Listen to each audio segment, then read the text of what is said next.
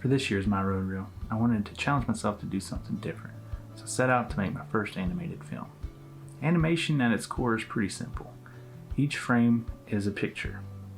So for 10 seconds, you end up with 240 pictures if you're doing a 24 frames per second film. Still, that was a lot of drawing and it felt a little overwhelming. So I did a little more research and realized that I could animate on twos, which means that every 2 frames is now a picture. So 10 seconds becomes 120 pictures. I didn't have a drawing tablet and I didn't have the time to draw it all by hand. So I discovered Inkscape, a free vector creation program like Adobe Illustrator. What I loved about this software is being able to use shapes to create simple cartoons. After some testing and research, I landed on a puppet-style animation.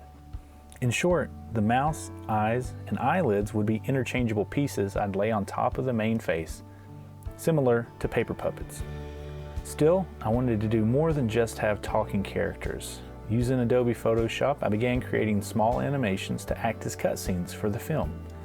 This process was again animated on twos, and each layer was shifted into place. Once I had everything placed where I wanted it, I exported the final product as an image sequence. This just means Adobe does the drawing and generates a picture of every 2 frames I created for me. With the characters created, the cutscenes animated, all that was left was to record the dialogue and cut the film. Of course, to record dialogue, I used a RØDE Video Micro. My son voiced one of the characters, and being able to let him watch himself repeat the lines with the RØDE mounted on the camera was the simplest way to capture his audio. I repeated the process for myself. This also gave me a video reference file for lip-syncing the mouse during editing. In the final step, it all came together inside and resolved.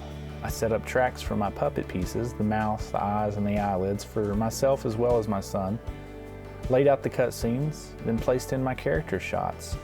I treated the film like I would any normal scene, so I ended up with 3 total shots, a wide and then a close-up for each character.